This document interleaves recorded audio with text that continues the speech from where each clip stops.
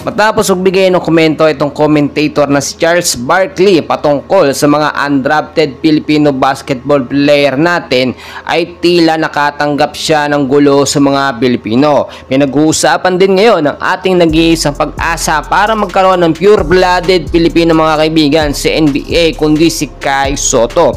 And bago natin yan pag-usapan kaibigan, please huwag mong kalimutan mag-like and subscribe and pa-hit ng notification bell. Maraming salamat po. Mga kaibigan, alam naman natin na marami sa ating mga Pilipino and almost 50% ng viewers at supporters po ng NBA ay nanggagaling sa mga Filipino fans.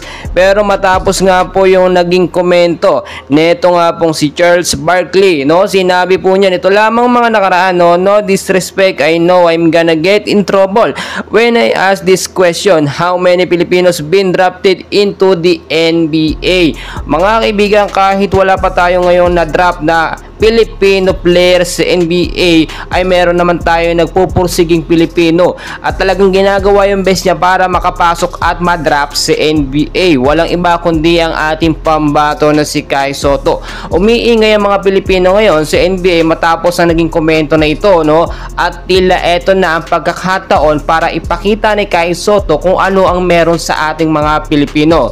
So bakit ko sinasabi na si Kai Sotto lamang yung may potensyal or may pag-asang makapasok sa NBA?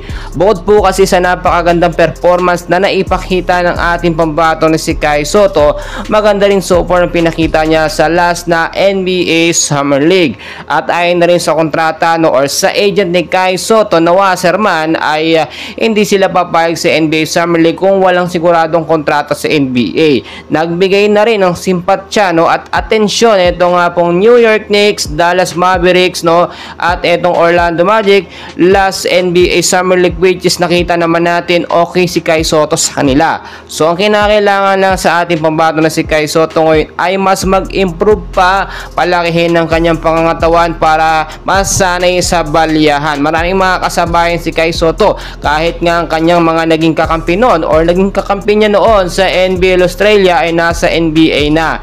Di hamak naman at alam naman natin hindi po lahat ng mga naglalaro sa NBA ay magagaling, no? May mga pulpul din dyan at mahihinang player. Minsan kasi nagiging palakasan system yan o yung sinasabi natin na may mga kakilala sila, no? O may mga kilala silang matataas na coaches dyan sa NBA para kuhanin pera minsan ang usapan mga kaibigan, no? Pero ang ating pambato na si Kai Sotto, sariling sikap po ang ginagawa.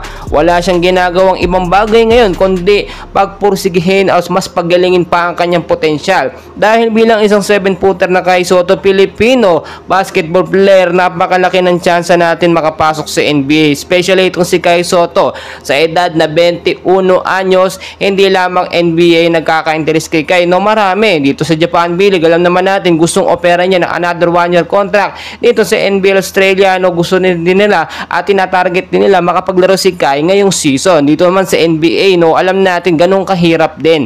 Pero hindi imposible mga kaibigan. Lalo't alam po ng NBA na marami mga Filipino fans ang susuporta once magkaroon ng Pilipino na maglalaro diyan sa NBA. Yung pure-blooded po, no. Meron kasi tayo mga Phil-Am, no, tulad na lang ni JC, ni Jordan Clarkson. Pero ang gusto natin dito, yung pure-blooded tulad na lang ng ating mga Filipino player na naglalaro sa Japan B-League. Well mga kaibigan, para sa akin hindi nila pwedeng hamunin ng mga Pilipino. Once po kasi na mawala ang suporta ng mga Filipino fans dito sa NBA ay mangangalahati ang kanilang viewers, no? Hihina rin ang kanilang advertisement. Well mga idol, marami pa tayong kaganapan, please wag na wag mong kakalimutan po mag-like and subscribe.